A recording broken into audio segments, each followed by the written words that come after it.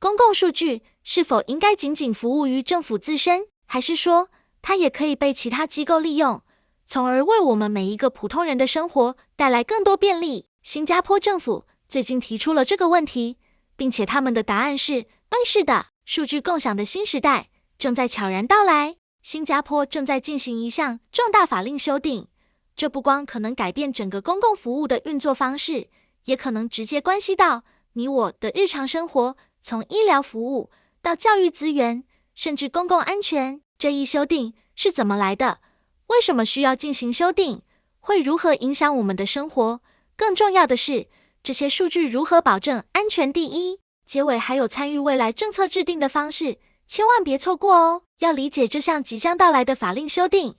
我们得先把时间拨回到5年前，2018年，新加坡通过了公共部门治理法令，这是一个标志性变化，第一次把公共部门之间的数据共享用法律的形式固定下来。简单来说，以前各个政府部门之间共享数据，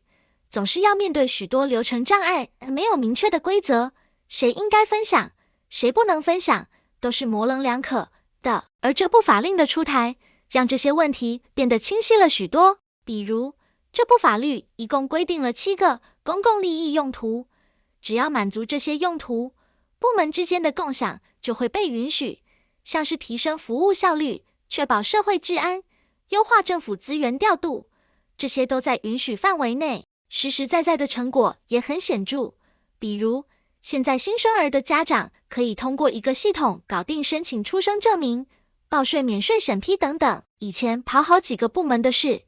现在卡一卡就搞定了。谁提供的数据，谁授权的，谁使用的，2018年法令让这些都变得有章可循。既然有了这样的基础，为什么5年后我们还要修订呢？没错，2018年的法令确实极大地方便了政府部门之间的数据共享，但现实生活中，我们的需求早就不局限于部门内部了。所以，这一次的新规变化，核心就是要允许公共部门在严格监督的情况下，与授权的合作伙伴也能共享数据。比如，医疗领域是最具代表性的一个场景，大家应该都知道，我们在医院填写的健康数据，往往只会留在院方的档案中。但如果法律允许公共数据与医疗服务提供者合作，你的健康历史是否可以直接整合到更大的电子健康系统中呢？以后去看医生，人家一刷系统就能看到你过去6个月的检查记录，少了一大堆重复问诊的麻烦不说，甚至还可以更精准的诊断。想象一下，医生对你的身体情况了解得越全面，是不是会给你更有针对性的治疗？也许你开始有点担心隐私问题了，对吧？接下来我们就聊聊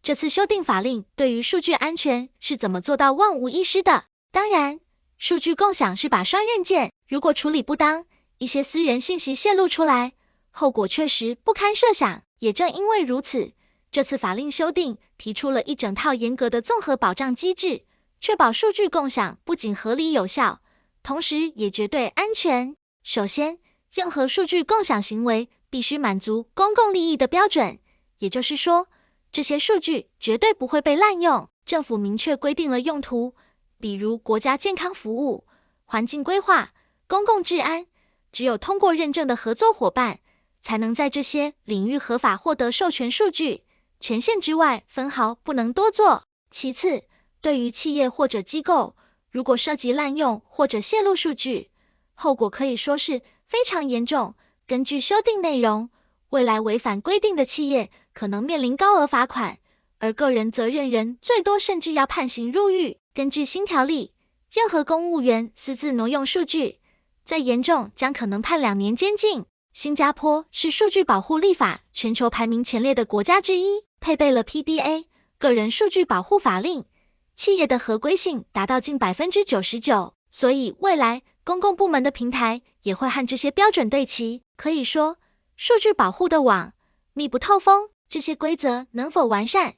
与你的参与息息相关。为了让更多市民了解并表达意见，新加坡政府将在8月12日至9月2日开启公众咨询，感兴趣的朋友可以登录官方网站查看法案全文，再通过链接提交你的想法，网址会放视频说明中。如果你对法案有期待，或者有担忧，都可以畅所欲言。毕竟，这次规则影响到的是每一位新加坡公民。总的来说，这次法令修订的意义，不只是为了更高效的公共服务，更是为了与社会各界的合作，构建一个更智能、更便利的数据驱动型新加坡。当然，政府的承诺是安全绝不妥协，放开合作的同时，也用严格的机制确保您的隐私不可侵犯。如果你支持这个愿景，或者对新加坡未来的服务体系有任何想法，不妨参与政府的公开咨询，并在我们的评论区留言聊聊你的观点。